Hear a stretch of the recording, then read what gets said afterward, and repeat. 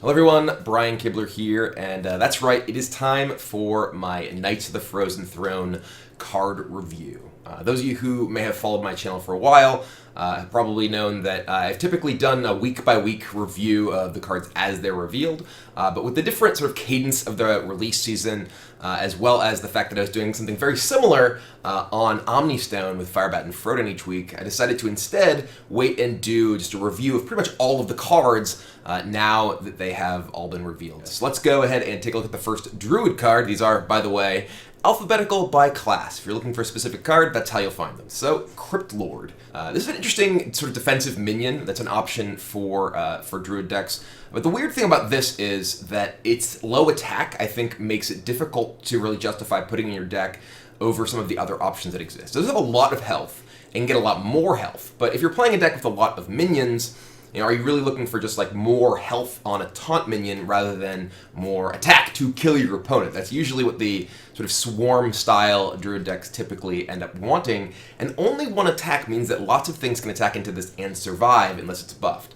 If you compare it to, say, Tar Creeper, it seems like you're going to have to do a lot of work to get this to be more viable as a legitimate defensive tool than Tar Creeper already starts off. So I'm not super impressed by Crypt Lord in terms of what options it really offers Druid that they don't already have. But if you want more things like that at the 3 slot, I could see this card seeing play. Next up, we have Druid of the Swarm. This is a more attractive option in my mind if you're looking for a taunt for your Druid deck, in part because it's a 1/5 taunt for 2, potentially. It can be either a 1/5 taunt or a 1/2 poisonous, and that's pretty powerful. 1/5 taunt is a lot of stats for just 2 mana. If you compare it to the previous 1/6 for 3, it's like, okay, well, yes, the other one can get buffed further, but the Druid of the Swarm has both a lot of stats for even less mana, as well as the option of going into a 1/2 poisonous if your opponent has larger minions that you want to kill.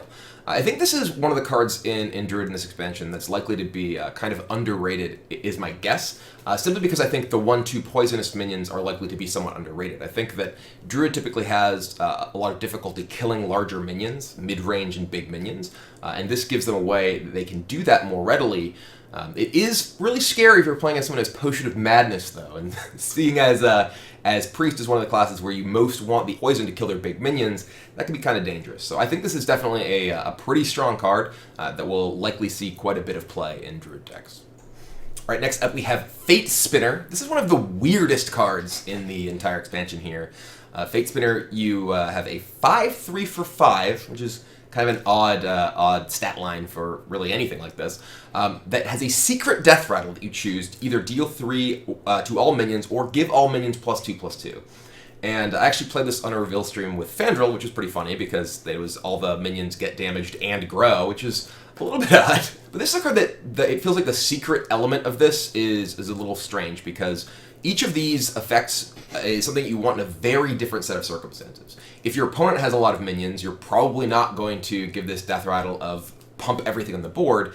So your opponent can very often just kind of figure out, okay, well, I can trade into it in this way, and you don't have minions, you're likely to want to do damage, so you want to trade in a specific way. There is a lot of chance to really get blown out if you do guess wrong, and there's some level of mind games going in there, but it's still hard for me to believe that you're really going to want to put that choice to your opponent if they can, in many cases, just kind of figure out, okay, well, you have stuff, you're gonna want to buff stuff, rather than you have no stuff, you want to kill my stuff. Got it. So I think this card is neat, and I like the design space that it creates, but I don't think it's likely to be a high-level competitive card. Next up, we have Gnosh, which kind of sounds like Bash, which is kind of what this card reminds me of. 3 cost for 3 damage and 3 armor. Not necessarily all in one. With Bash, you obviously could kill something and not take the damage back. This is sort of just another armor plus attack modality, or armor plus attack combo in Druid. We see Claw and Bite, and now Gnosh, of course. I'm guessing there's going to eventually be a 5 cost one, a 6 cost one, or something like that. I don't know. But it's just kind of another pretty simple tool for Druids. I don't know that this is likely to be a card that will see a ton of play while Feral Rage is still around, because usually getting a lot of one or the other is stronger than getting a little of each in the case of this particular effect. But it could give you just more tools for removal if that's what you're looking for. That could also get you kind of out of range against burn decks as well. So just a pretty straightforward card. I don't think it likely has a home while Feral Rage is around, but could be a highlight in the future. Next up, we have Hadronox, and this is a really weird card to evaluate. When this was first revealed, when we first saw this card, I was like, oh, how can you possibly get enough value from Hadronox in order to justify the fact that it is a 9-cost 3/7 that doesn't do anything when you play it?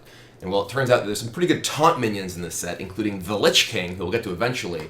And this can just give you a huge amount of long game value, long game stability in any kind of matchup that is likely to go to attrition. And the fact that it brings back taunts means that it can actually keep you alive. But the problem is, of course, spending that 9 mana up front and just getting a 3/7 on the board that turn, that is kind of tough to justify against aggressive decks.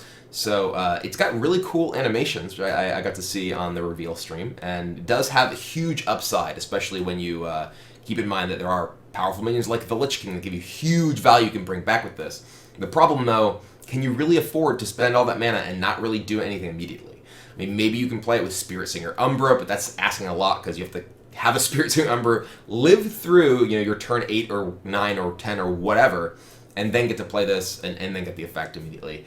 I'm not really buying it. I think this is more of like a cool highlight reel type card than any card that is likely to see a lot of high-level competitive play. But the animations are sweet. The spiders sort of spawning everything is really neat, and I hope to see it on some videos at least, because it's very cool.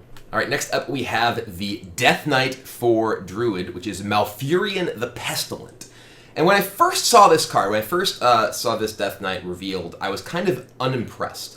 I was thinking, okay, you get some spiders, you get some scarabs, and you get a pretty powerful hero power. You see Plague Lord.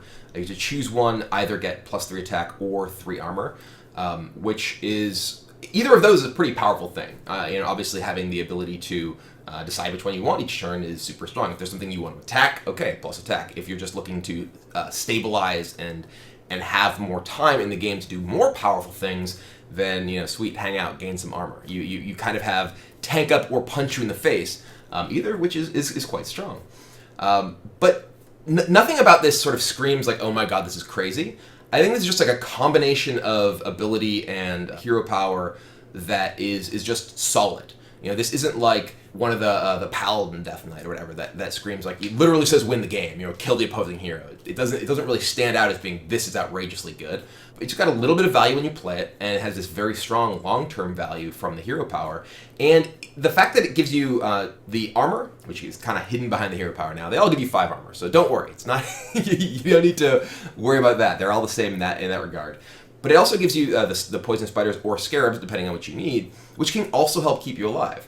And all these sort of survivability things on one of the cheaper Death Knights. This one only costs 7, whereas many of them cost 8, 9, even 10. This means that you can get this down faster, which means that you can get more activations of the Plague Lord hero power to give you significant value and advantage over time. And that's sort of where the strength of this card, I feel like, comes in, which is that you're also playing Druid. You have ramp effects that can allow you to get this out even earlier.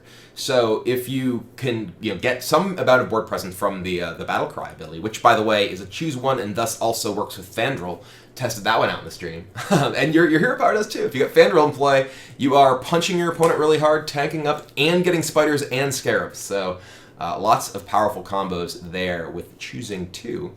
But yeah, I think this is not the flashiest of Death Knights, but I think it's likely to be one of the better ones, simply because it is cheap and does a lot of things that you want out of something that is going to naturally lend you to wanting to play a bit of a longer game. So I think this card is quite strong, and I think we will be seeing a good amount of it in Ramp Druid decks. All right, next up we have Spreading Plague, or Unleash the Scarabs, which hilariously is not actually Unleash the Scarabs, as Ben Brode and I discovered on the reveal stream when I played it when my opponent had 1 more minion than me and got 1 Scarab, and I was like, oh, that's not what I was hoping that would do at all.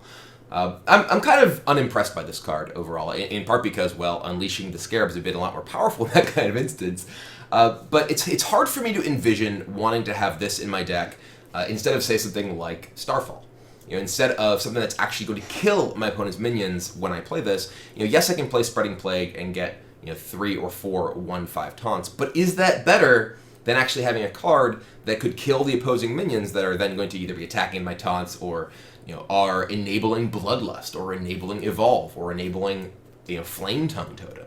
Any number of things that could cause serious problems if I'm just trying to hide behind these taunt minions. And yes, there are tools which we'll get to that you care about taunt in Druid now. Obviously, Hadronox as well as I call him Bolster Bear. I think I'm not even sure it's a bear, but it's got alliteration in it, so it's good. That can combo with this and have it be more powerful than just 1/5 taunts. And I've seen people say, oh well, you can play this in a deck with Mark of the Lotus or Mark of the Wild, not Mark of the Wild, Power of the Wild, that one. And that obviously gives you more than just the 1/5 taunts. But if you're playing those cards in your deck, usually when you're playing a lot of minions that are cheap that you can easily buff, like the token Druid decks that we tend to see these days, they're playing the Fireflies and Tar Creepers and whatever else, all just cheap things that are flooding the board that you can easily proactively buff rather than try to react to what your opponent's doing, which is kind of what Spray and Plague does. So I'm not really sold on this card. I think you're better off actually killing your opponent's minions. But, again, could be cool if you have the right support, but probably not a top-tier card. All right, here he is. This is Bolster Bear. He kind of looks like a bear. I don't know. He's a Strongshell Scavenger. He's like a Yeti-ish. I don't know. But anyway, Battlecry, give your top minions +2/+2. Literally exactly what Bolster was when that was a card that was a warrior card. It's kind of weird to see Druid getting essentially the same sort of stuff. Warriors taunt, and now Druids do this too and have the same kind of support. I would kind of at least like to see them do it in different ways rather than this being, the same thing as Bolster except on a minion. It's kind of weird to me. But I think that this is a powerful card, obviously in the right circumstances with the right deck, but feels like it requires a lot of work. You need to obviously have probably multiple minions. There was a neutral minion that made 2 copies of a 2/3 taunt minion that you could obviously play this alongside and get, hey, look, these 2 very powerful taunt minions. But that's a lot of setup and a number of cards that are probably not that powerful on their own. So I'm not really sold on the Bolster Bear here, but obviously can go in certain decks, taunt decks, and it look powerful and have highlight reel moments. Just don't think it's consistent enough to be a top tier competitive card. And next up we have a card that Trump revealed so appropriately because this is the ultimate value card, which is Ultimate Infestation, which is deal 5 damage, draw 5 cards, gain 5 armor, summon a 5/5 ghoul. So first of all, this would cost 10 mana. 10 is a lot of mana. And I see people saying, well, you're playing it in Ramp Druid, and that means you can cast it earlier. It's like, yes, but how many other decks play any 10-cost cards that aren't Ramp Druids? Like, maybe you see a Deathwing or something like that in like the very top end of some number of decks. And that's a card that can totally swing the game by itself without needing to be providing you with value over time, which is a big part of the draw of this, is the draw 5 cards. And I feel like for 10 mana, you have to be getting a lot. You have to be getting something that is, old god level of game swinginess, and in particular, something that can easily get you back into a game when you are behind. And I'm not sure this quite does it. I think that you're going to want to play Yogg-Saron rather than Ultimate Infestation. A lot of versions of Ramp Druid. You're going to want to play maybe even Deathwing itself, or you look at Big Druid. That typically has, yes, it has a bunch of 10-cost things, but those are 10-cost things that you're also kind of cheating with. There's the Deathwing that you can put out with the other Deathwing, which you can get with Barnes or whatever else. All these various ways that you're just getting, a ton of power from that. And it is true, though, that I could maybe see this being like a one-of in Ramp Druid decks that are looking to go really long against other controlling type decks, because obviously a single big minion against control is often not enough, because they have their Aldor Peacekeepers, they have their quality, they have whatever that's going to help deal with an individual large threat. Whereas this not only is an okay threat right now, the immediate impact of this is you probably kill a mid-sized minion, which isn't that big a deal on turn 10 necessarily, and then gain 5 armor and summon a 5/5. That's not a huge on-board swing. So the real value of this is, of course, the draw 5 cards. And that's kind of reminiscent of, say, like Lay on Hands. Actually, an example that Mike donated when we discussed this card on Omnistone during our reveal stream. And I think this is clearly very analogous to that, in that you are not going to be looking to play it in a deck that isn't really fundamentally focused on playing like a very long game. Which most Ramp Druid decks, I feel like they're not really about trying to grind your opponent out with value. Maybe they can be now because of the existence of Ultimate Infestation. Maybe that sort of creates a totally new dynamic. But you can also very easily imagine yourself fatiguing if you play this, or especially multiple copies of this in a game. In fact, I nearly did on the Reveal Stream with Benbrode.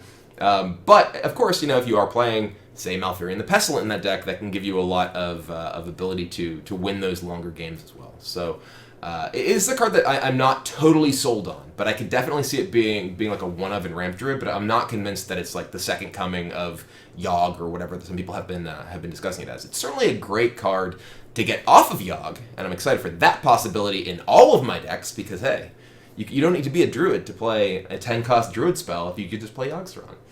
And last up for Druid is a card that seems kind of unassuming to me, Webweave. Again, sort of going in the, okay, well, Druids in this set are about sort of poisonous spiders and the scarabs, the 1/5 taunt, the 1/2 poisonous. This card on its surface doesn't really look that good because you're paying 5 mana and you're getting 2 1/2s. It's like, well, sure, but they're poisonous, which is a huge deal in terms of, as a Druid, having the capability to deal with your opponent's larger minions, which, again, as I mentioned earlier, Druid can typically struggle with. And I do think that this is a card that could be a reasonable utility card in, say, those Ramp Druid style decks we're talking about, because being able to actually kill large minions in the mid to late game is a place that those decks can often struggle.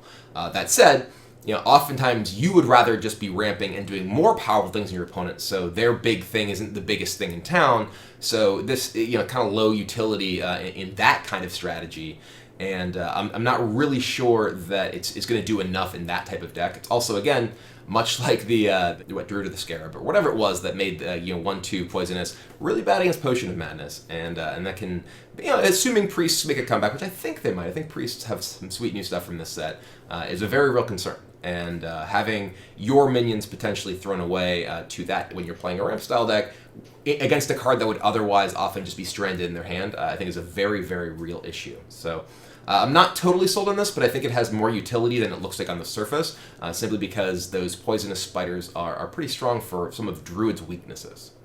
All right, let's move on to Hunter, and we'll start with the hilariously named Abominable Bowman. It's going to be a nice one to try and keep pronouncing. But thankfully, I don't think I'll have to do that on broadcast, because I don't think this is a card that's going to see a whole lot of play. Hunter's in a weird spot where, obviously it's a pretty weak class right now, but there seems to be a desire, and I think an understandable one, to push a lot of the Hunter cards that are coming out toward building different types of Hunter decks, rather than just the, you're playing an aggressive Hunter deck that's trying to smork your opponent down with Wolf Riders and things, and just finish off your hero power. That's kind of what the Hunter class naturally wants to do based on its hero power, but that's not necessarily that interesting a style of play. So it seems like Blizzard is trying to create a bunch of cards that can support different styles of Hunter play, like this one, where you want to think about, okay, do I want to just play a bunch of cheap things and rush you with them, or do I want to maybe just play big, high-value beasts and thus have an extremely effective death rattle from Abominable Bowman? Yeah, I'm not buying it. I'm not sure that that's something that's going to be effective enough to really justify building your deck in that way, and frankly, playing Hunter at all, because I think Hunter is still looking like it's likely to suffer after this expansion, because these types of cards just, I don't think, are quite powerful enough to really move the needle as far as Rexxar's place in the metagame. So this is definitely a neat card, certainly something that could be very powerful if you're building a N'Zoth Hunter deck, because obviously there are powerful beasts that you could then N'Zoth this back and they clear your N'Zoth board and you get even more beasts and whatnot, especially if those beasts are high mains, but I don't think you're going to be able to live that long. It's just not how the metagame is shaped out, so I'm not really seeing Abominable Bowman seeing much play, and it's a good thing, because I don't want to keep saying that name. All right, next up we have Bearshark, which is hilarious, because it's a bear just stapled to a shark, or whatever it is. And it's a card that it's more likely to fit into the, beat your opponent up, rush them down kind of deck that we've come to know Hunter wanting to really lean on, but I think it's just too vulnerable against the aggressive classes, against the aggressive decks. You know, this dies to Fire War Axe. It's a 3-cost beast that just straight up dies to War Axe. And yes, it's good against, say, Mage. You know, this is a very strong card if your opponent is playing a deck that's going to rely on spells to kill your minions. You know, it's a 4 attack minion to start with, so it can't really be touched by any priest spells. And then, well, it can't be hit by spells. So it's going to be difficult for those sort of reactive classes to deal with it outside of minions of their own or AoE. The problem, of course, being it's pretty vulnerable to those minions, and it's vulnerable to most of the forms of AoE, and there aren't really that many just spell-heavy control decks that don't also have minions that they can help clean things up with. You know, this card, even against the Mage, it's like, okay, well, you play this, but they already have a Mana Worm in play. Or they have, you know, an Arcanologist in a Babbling Book. And it's difficult to really get the value that you need out of the Bearshark to justify its inclusion. There's just a lot of good 3-cost spells and minions in Hunter. You're competing with things like Eaglehorn Bow or Animal Companion or Rat Pack. And you know, I think that what Hunter's mostly looking for are things to get in the board faster, cheaper things, rather than things that, okay, well, if I've gotten to this point and I'm not getting beat up, you know, then I have something that's good in this relatively narrow case. Well, you need things to stay alive, and Bearshark is not one of those. But it could be sort of a killer card in the right matchups. Like, again, against Control Mage-style decks, this can be very strong. But I'm not really seeing this filling any of the holes or fixing any of the problems that Hunter has right now. All right, next up we have Corpse Widow, which is a pretty strong card. You know, this is a 4/6 for 5, which is not amazing stats, but pretty solid, especially considering it's a beast. So it does have synergy with a lot of what Hunter wants to do. I don't really know what's beastly about that. That seems like I guess it's a spider-ish thing. I don't know, but it's a beast. Your Death Rattle cards cost 2 less. Unlike the Abominable Bowman, Abominable Bow, whatever that thing is, this I think is a more powerful tool for those Death Rattle style decks because it is something that can actually ramp you out to do powerful things in itself. Like playing this, I think Firebat was saying on Omnistone last week that, you know, you coin out a Corpse Widow on 4, and then you just play a Highmane the next turn. It's like, oh, well, that's really hard to beat. You know, or you can play this and play a Highmane and a Trap going first. You know, there's a lot of powerful Death Rattle minions in Hunter, and in many cases they're powerful, especially in combination with one another or with other similar sorts of things. Like playing this on 5, then in turn 6 you can play like Tundra Rhino and, you know, Kindly Grandmother and Rat Pack and all these things, which are insane when they have charge because they're these Death Rattle minions that, you know, you can trade in and whatnot. And I think this is definitely one of the more exciting cards for Hunter in the set. It has a lot of potential upside. I'm not totally sold on it because by itself it's not really necessarily that impressive, but 6 health is a lot. It's hard for people to kill a 6 health minion on turn 5 without expending significant resources. If it does survive, it can give you serious value with, you know, things like the Highmane situation. And then even if it doesn't, even if you just play this and then you can play, you know, 3 2-cost Death Rattles from your hand, that's a pretty huge tempo swing in one turn. As to whether that's enough to really justify its inclusion in a deck built this way, that's unclear. But it's definitely a card that has significant potential. All right, next up we have Deathstalker Rexxar, who was one of the very first cards we ever saw revealed in Knights of the Frozen Throne, who of course gives the 5 armor. And then, ta-da, new hero power, Build a Beast, which is a hilarious name and a hilarious effect, you know, crafting your custom Zombeast. But this is, I think, again, kind of like the Bowman, which I'm not going to try and pronounce the full name anymore. It's just not going to happen.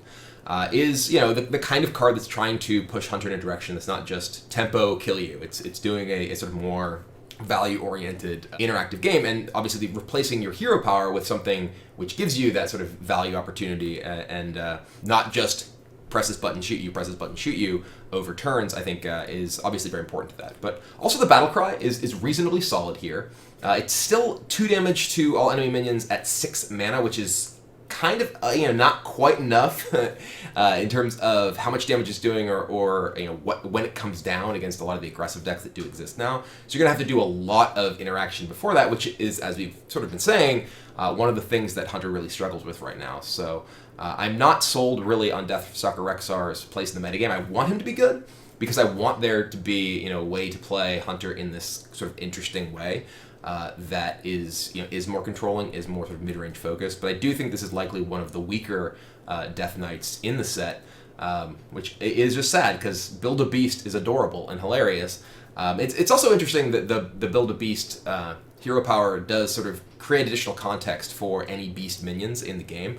Obviously, the fact that, for instance, the Arthas, which I will get to eventually, but is a beast, it's like, okay, well, that's something you can get with Deathstalker Rexxar, or you can, get stealth things. Stealth beast is a huge deal. Like stealth poison, giant wasp. It's like that combined with something. It's like, well, this is actually potentially really scary.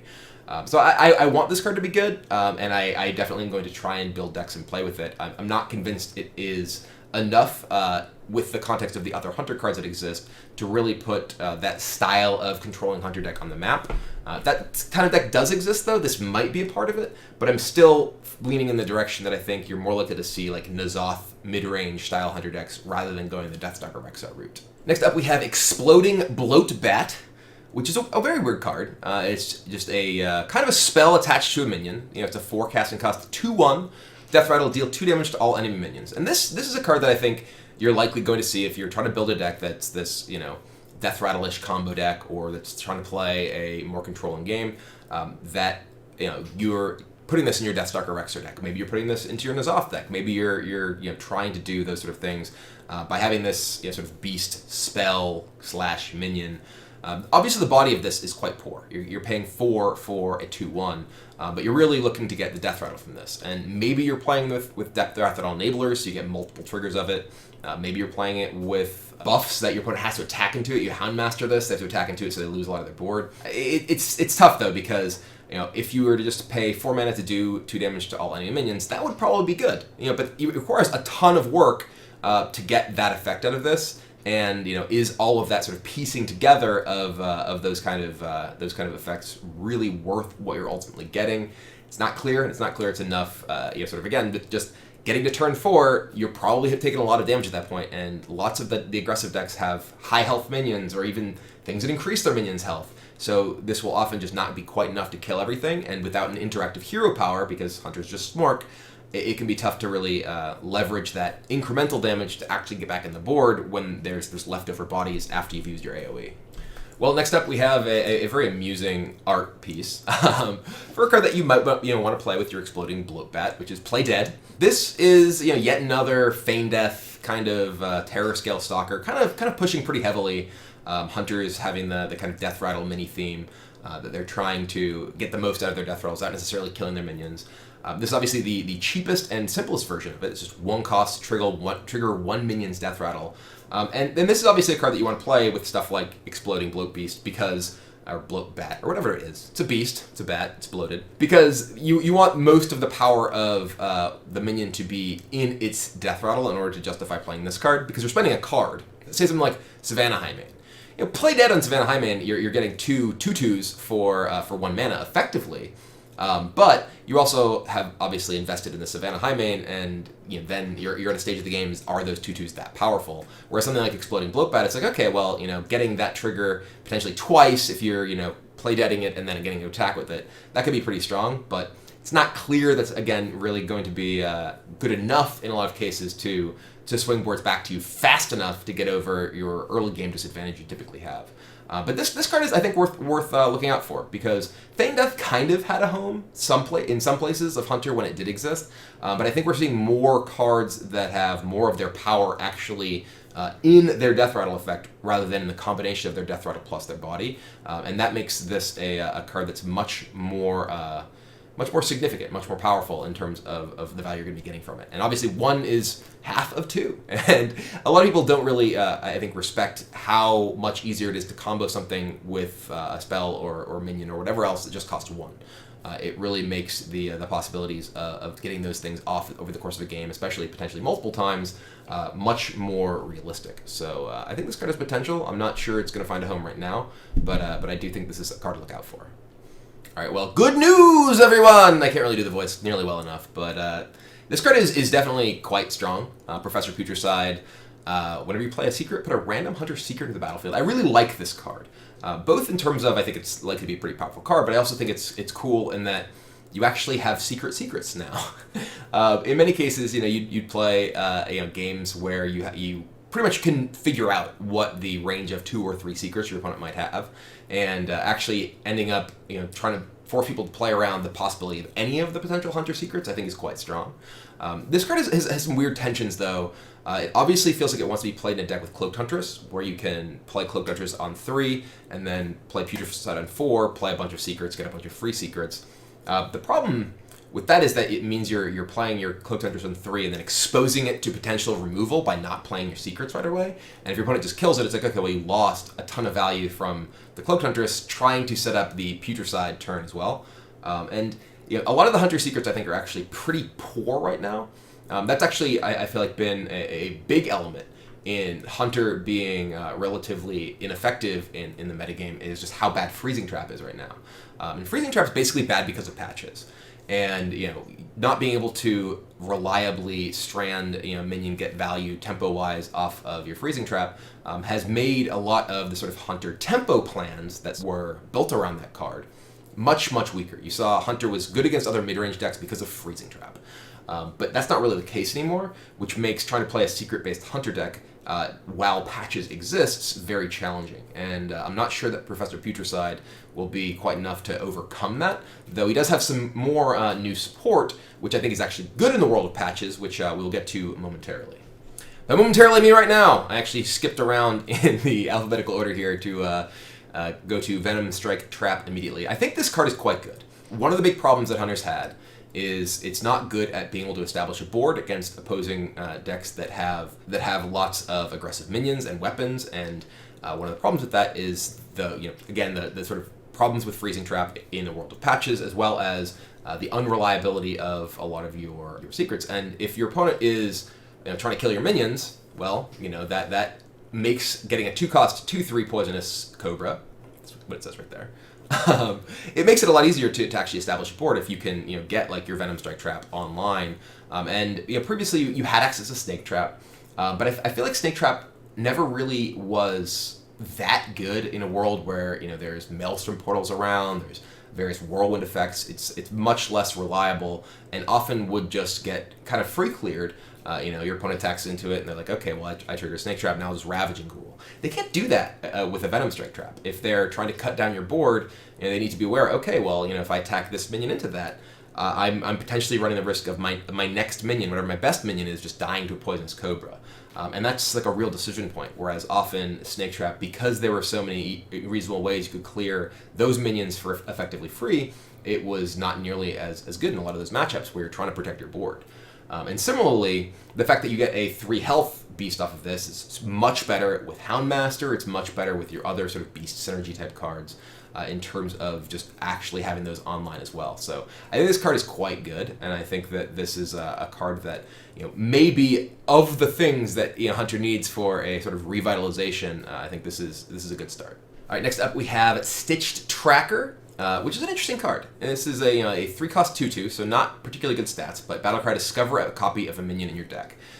This can give you access to lots of utility minions. It can give you access to specific power minions. If you have, say your deck is nothing but Stitch Trackers, Savannah Highmanes, and N'Zoths. You literally every single time have a chance of getting either another Stitch Tracker, a Highmane, or an N'Zoth. I mean, you don't necessarily obviously have to adjust those, but you could have a limited enough pool of minions that this can get you Yogg-Saron almost every time. If you're playing a spell heavy deck, you can be playing just combinations that are going to allow you to have pretty much always powerful discover options for your tracker, and that's a pretty solid value tool in a Hunter deck that again is looking to try and play a value style game. As to whether Hunter can afford to try and play a value style game, given kind of the nature of the class and the tools it has available, not totally clear. But being able to access, say, more copies of Professor Putricide in a game where you're playing a secret-based deck, you're able to access more copies of, like I said, N'Zoth or Yogg. That can be incredibly game-swinging if you're playing against the right matchup. And the fact that it's a Discover effect, obviously, can give you access to what you want in a particular circumstance. Obviously against a control deck, yeah, more Savannah Highmanes, go for it. If you're playing against, an aggressive deck, maybe you have like 1 copy of Gluttonous Ooze, and you can access a bunch of different Gluttonous Oozes in a game against Pirate Warrior, or Nesting Rock. You can build this interesting toolbox with Stitch Tracker that obviously you don't necessarily have access to specifically the card you want at any given time, but it gives you much higher access to the variety of potential cards that you put into your deck over the course of a game. Much more likely than you would by just naturally drawing them. And I think that's a very interesting deck building challenge. So this is a card that I think it's easy to overlook, but I think has a lot of potential. All right, last and possibly least of the Hunter cards is Toxic Arrow. This is a very strange card. 2 mana, deal 2 damage to a minion, which usually isn't quite enough to kill most of the minions that you want to kill at around the 2 mana cost. But if it survives, give it poisonous. If you want to kill a big minion, then you could play this on not a small minion, because you could just kill the small minion. If it was, if it's like an actual small minion, it probably dies 2 damage, so it's not going to get poisonous. So what is this good at? I get the sort of thematics of what's going on here. It's like, oh, okay, this is just the top-down design of a poisoned arrow or whatever. It's like, sure, I get it, but it's hard for me to imagine like what you want to do to this card, or what you want to do with this card. Because it's not good against big minions, not good against small minions, not really good with small minions. You basically just really want to shoot a 3 health guy with this, and then trade it into your opponent's biggest guy. And yes, of course, you can use it to just kill your opponent's small guy, but this is really an inefficient way to do that. And I don't know what you want to do with Toxic Arrow in a deck ever. I don't know why you're putting this in your deck, really. So it's hard for me to really wrap my head around exactly what the plan is with this card, which I usually feel like, okay, I can at least envision why you might put this card in a deck, but I'm kind of struggling on this one because it doesn't seem like it's particularly good against anything. And that's kind of Hunter, not particularly good against anything these days.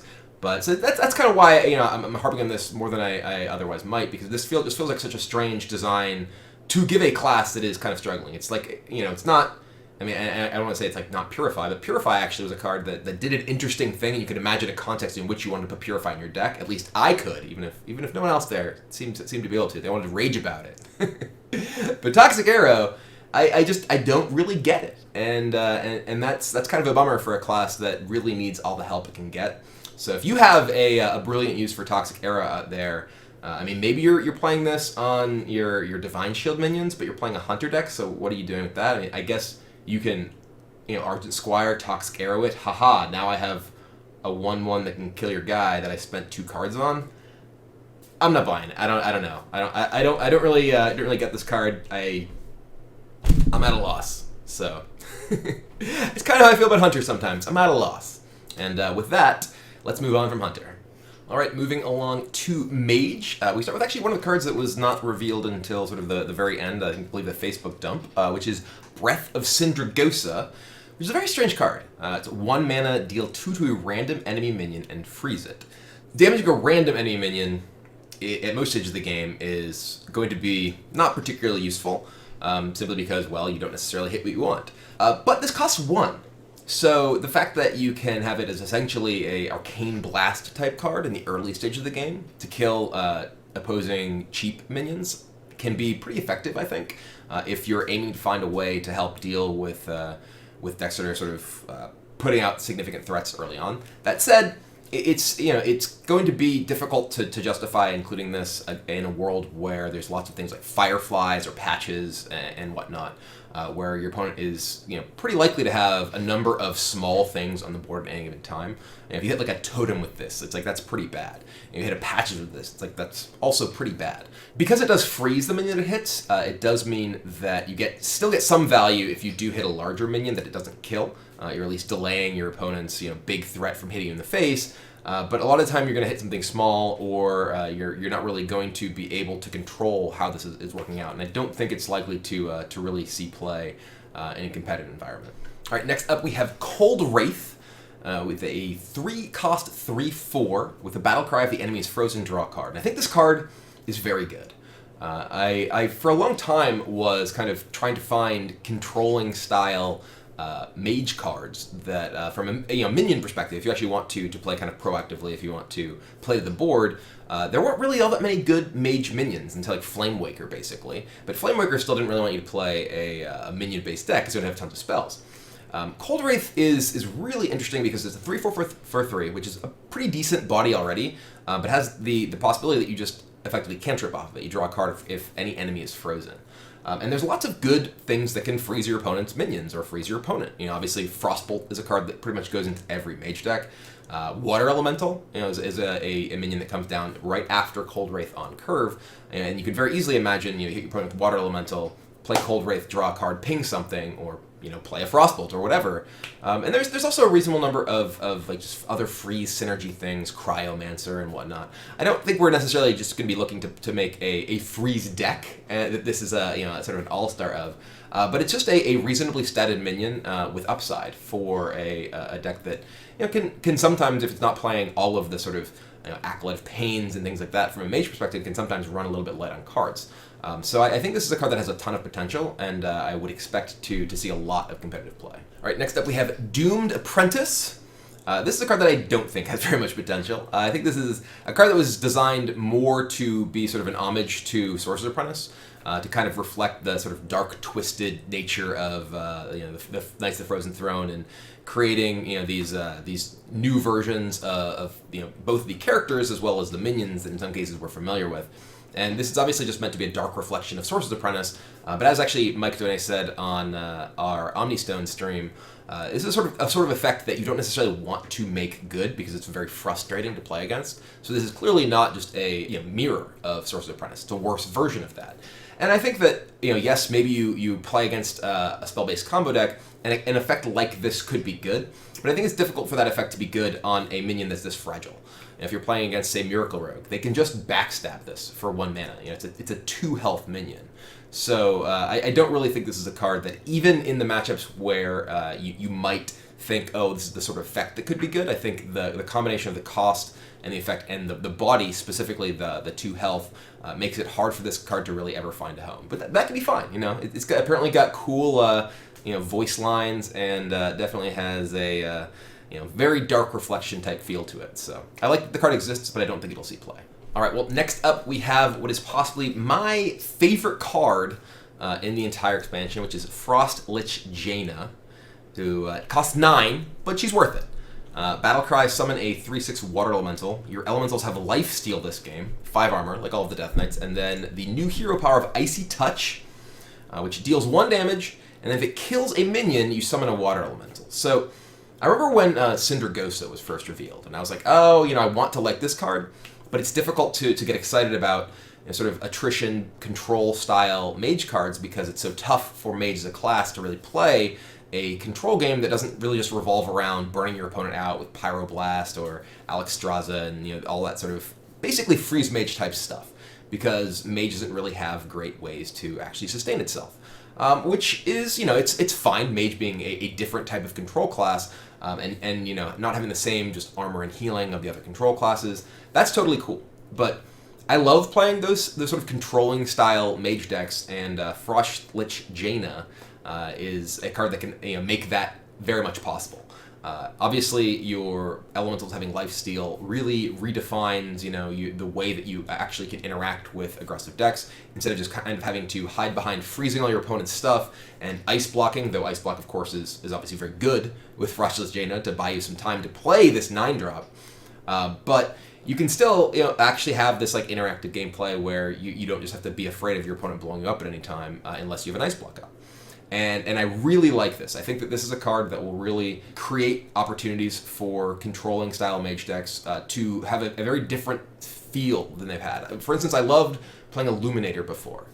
Back in, it was GVG, I think. You healed every time, the end of your turn whenever you had a secret. Because it let you play this very different way of, not just being about burst your opponent down, which is mostly what you tended to see, the controlling style, freeze Mage style Mage decks do.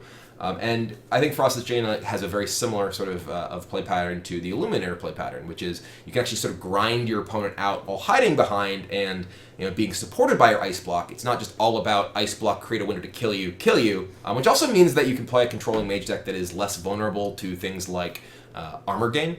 In many cases, you see Mage decks really struggle to beat Earth and Scales Feral Rage decks because they are totally in on the Alexstrasza, burn you out plan in many cases, and they just can't overcome opponents who come prepared in that way. Well, if now you are able to just keep summoning water elementals and keep gaining life back, you can play very differently against people who are just trying to out-armor you, and I think that's super cool. It also really changes the context for a lot of cards that already exist. Like Pyros, for instance, was a card that kind of had some fanfare coming into Ungoro, but has mostly kind of fallen by the wayside in terms of what a lot of decks tend to play. And in part because it was just kind of a big dopey minion as you got into the later stages of the game. It wasn't really quite powerful enough to justify, especially a control deck that already had expensive things to do at the late stages of the game. But now, if you have Pyros and you get lifesteal and you have a 6/6 or 10/10 that you're lifestealing and connecting, it's like that's pretty incredibly powerful, and that's pretty awesome. Similarly, cards like Baron-Geddon, Anomalous, there's all kinds of things you can combine the lifesteal power to give them very different context with this new Mage Death Knight. I love this card. I'm sure I'm going to be building tons of decks, including this card. I wouldn't be surprised if I just crafted Golden one day one, because that's how much I like this card. I think it's one of the best cards in the set. All right, next up we have Frozen Clone, which is a neat bit of wordplay. There's a lot of that going on in this set. Thumbs up for me for Frozen Clone. But it's a secret. Whenever your opponent plays a minion, add 2 copies of it to your hand. This is an interesting card because it creates a different dynamic in terms of like how you want to play against secrets, depending on what they might be. We've seen obviously the secrets that are like, okay, well, the anti-spell secrets, there's the anti-minion secrets, but you generally want to do kind of the same thing against each of them. It's like, okay, well, against the anti-spell secret, you want to play your cheapest spell first. You want to play your least impactful spell first. Similarly, against the anti-minion secrets, Mirror and Potion of Polymorph, I'm going to play small things into those, so your opponent doesn't either neutralize one of your biggest threats or get a copy of one of your biggest threats. Against Frozen Clone, it's not totally clear. Maybe you want to play a big thing into Frozen Clone because you make your opponent's hand clunky because now they have 2 copies of something that's expensive in their hand. Versus okay, well, if you played like a Novice Engineer into this, your opponent has cheap ways to draw cards, and that can really change the way that their hand plays out. I find it interesting. It just creates a new way to think about what the implications of different secrets can be. And I don't know that it's necessarily good enough. It probably isn't, is my guess. I don't think this card is likely to have a real competitive home, at least outside of decks that are just trying to put all the secrets into play, which we'll get to. I think maybe in the next card. But it's hard to imagine a world in which you want this card instead of like a mirror entity. Maybe you're playing this against other control decks, and you get to copy their Kazakus or something, and that's obviously pretty insane. You want not necessarily just a big body. You want things that have Battlecry, that have value, because you're getting 2 copies of it. So I just like that it breaks up the dynamic of how you want to play against different secrets, and I think that makes the gameplay against secrets much more interesting. All right, next up we have Ghastly Conjurer. Not quite the every secret just yet, but Battlecry, add a mirror image spell to your hand, 2/6 for 4.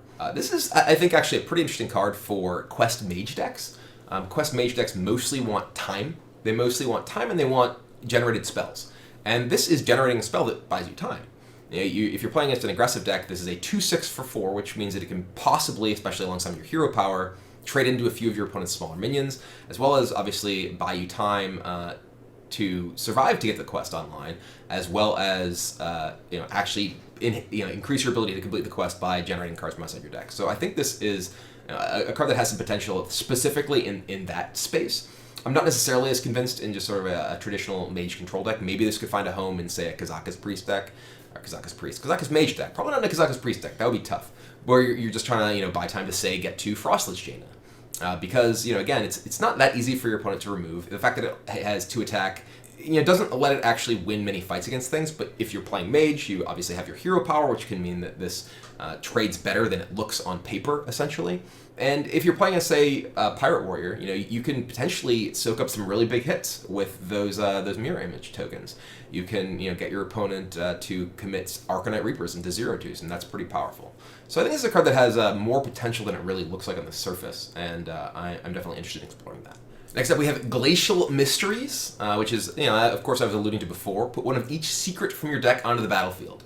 Obviously, this is a Mysterious Challenger type throwback in a lot of ways, but it's no Mysterious Challenger. Mage secrets are better. They're more powerful than Paladin secrets, but I don't know that they're so much more powerful that you want to pay even more and not get a body attached to it. It's also, because this costs 8, and obviously 8 is more than 6, There you go. There's a math lesson for the day. You're going to be more likely to have drawn secrets from your deck to make it so that when you play your Glacial Mysteries, you're not getting maximum value out of it. So, and also obviously having cards like Arcanologist in your deck, which if you're playing a secret mage style deck, you probably want to have in your deck. It's going to break up the value you're getting from Glacial Mysteries. So I think this is more of like a highlight reel type card. It's more of a cool, fun card that can have big dramatic moments, more than it is a really top tier competitive level card. Simply because it has a lot of asks in terms of how you build your deck to maximize it, and it also asks you spend a lot of mana. 8's a lot, and I don't think it's quite worth it. Next up, we have Ice Walker. 1/3 for 2. Your hero power also freezes the target. This is a card that actually I think Firebat and I kind of disagreed pretty significantly on Omnistone. He thought it was just kind of trash, and I thought the fact that it was an elemental, so maybe you play this in an elemental synergy kind of deck. Not really sure how much of that you're necessarily going to have. It looks like obviously you want to play elementals with Jaina, but I don't know that you necessarily want to play a full elemental deck that includes, Ice Walker to curve your elemental chain. There's not really anything that this enables other than, Thunder Lizard, and that's not really that big a deal. But this enables your hero power to deal with big minions in the sort of mid to late game. Obviously can also lock out your opponent's weapons in the mid to late game. Water Elemental is one of the strongest cards against, say, Pirate Warrior, because you stop your opponent from ever being able to Arcanite Reaper you. They often need to spend a bunch of damage really inefficiently removing a Water Elemental in order to unlock their ability to weapon and Heroic Strike and all that. And Ice Walker can kind of do that. It's maybe additional copies of that kind of effect. Maybe you just play one of these. You probably don't. I don't think that I want to go to bat too hard for this card, but I do think that it is a card that in say Arena has the potential to be super strong, because being able to neutralize your opponent's biggest thing at any point is much more powerful there than it is in the more sort of interactive and intricate constructed metagame. So I think this is a card that looks worse than it is. I don't think it's that good, but I think it has some potential. All right, next up we have Simulacrum, which is a super interesting card. This is obviously a card that could go into, say, a Quest Mage style deck to copy your Sorcerer's Apprentices, so you don't necessarily need to draw all of them and your Molten Reflections. You can sort of have redundant copies of your combo pieces with the Simulacrum. It can also just go into a Reno style deck, a Kazaka style deck, giving you additional copies of some of your key and powerful cards at various stages of the game. The fact that it can really go with anything is super cool. This is a card that has a lot of potential. You could potentially have extra Malagoses in a game. Not that you want multiple Malagoses, but you can have extra Alexstrasas, extra whatever.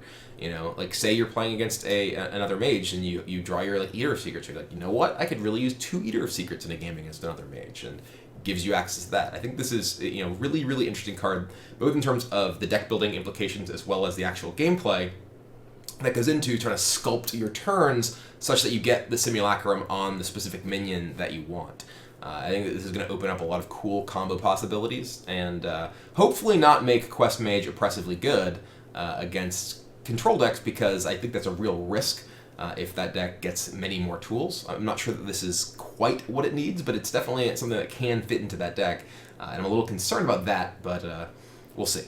All right, last but certainly not least is Sindragosa.